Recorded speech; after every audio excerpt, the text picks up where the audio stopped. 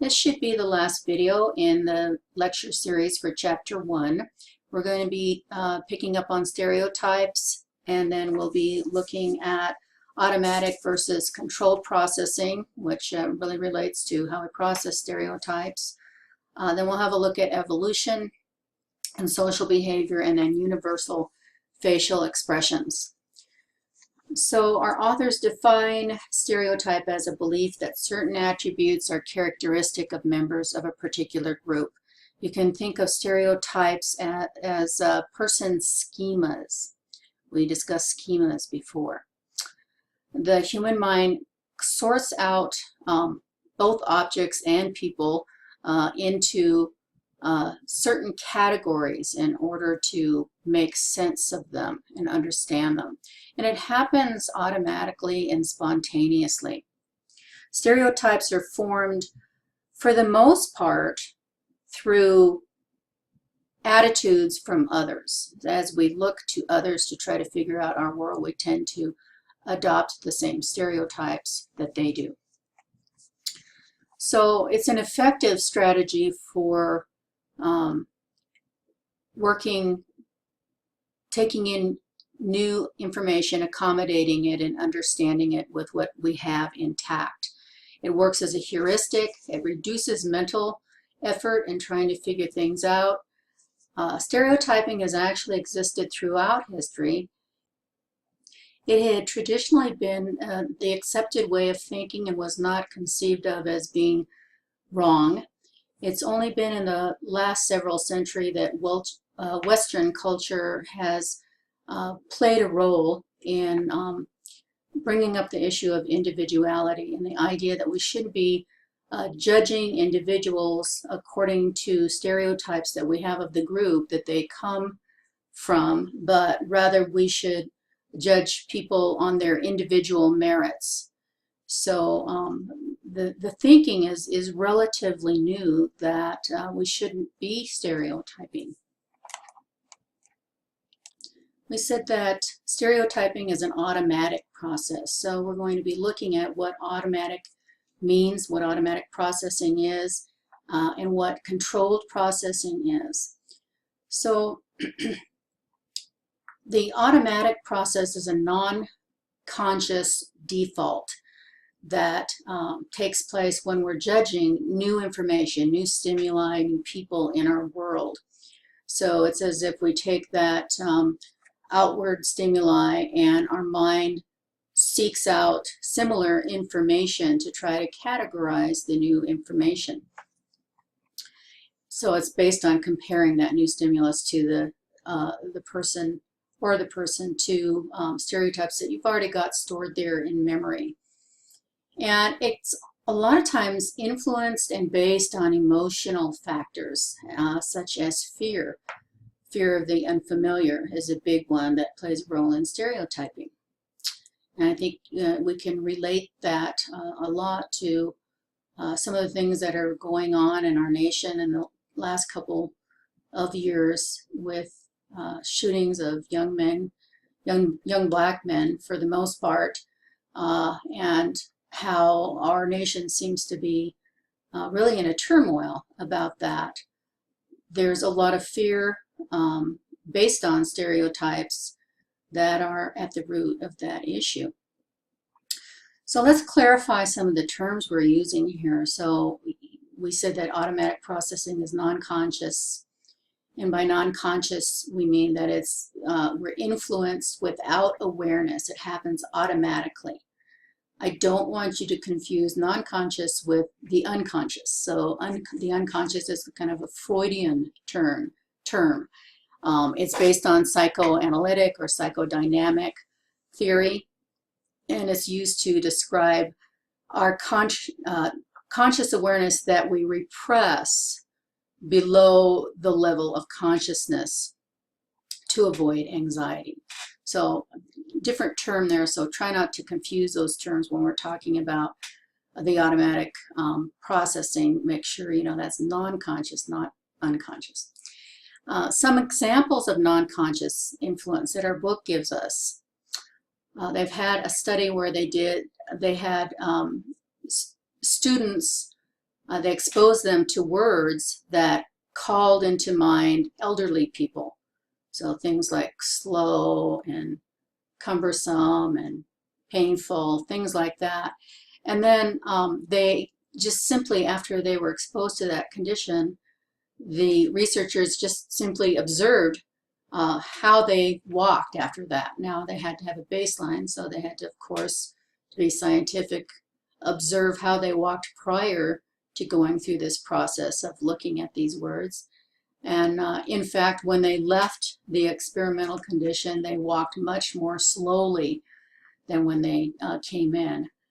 They also would be comparing them to a group that looked at different types of words that don't call to mind elderly people, and see it, observe whether their walking is slower or faster than that group. And indeed, they did all, on the whole, on the average, walk a lot more slower after being exposed to those words. And then another study, they just, they asked people if they're prejudiced or not. They were either prejudiced or they weren't prejudiced by self-report. Okay, so another example of how self-report isn't always 100% accurate. And, it's probably fair to say that most people that said that they weren't prejudiced really did believe that, and were convicted of that. And then they exposed them, they exposed the prejudiced group and the non-prejudiced group both to descriptions that are associated, or words, just words that are associated with African Americans, stereotypically. And when that happened, the people that had identified as non-prejudiced judged a picture of a person as being hostile, more likely to judge them as being hostile after reading a description that's based on characteristics that are stereotypically associated with African Americans, versus other groups that were exposed to words that are not associated with them. So that gives us some insight maybe into, some of the dynamics behind some of the racial problems that we're still struggling with here in America. And then the last study that looks at automatic processing of stereotypes is that most people take longer to associate black faces when they're flashed a black face on a screen with pleasant stimuli or pleasant words than they are to classify white faces with pleasant stimuli. So there's a battle even with people that state and really do believe and strive to be not prejudiced. There's still a struggle there between the automatic system that has formed those stereotypes and the control system, control processing. So in order to override that automatic processing, we really have to activate controlled processing, or what I like to call more deliberate thinking, kind of challenge our own automatic stereotypes.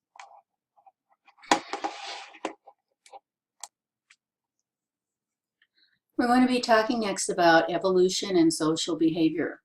So we have evidence that our brain has developed as a social brain, a brain that is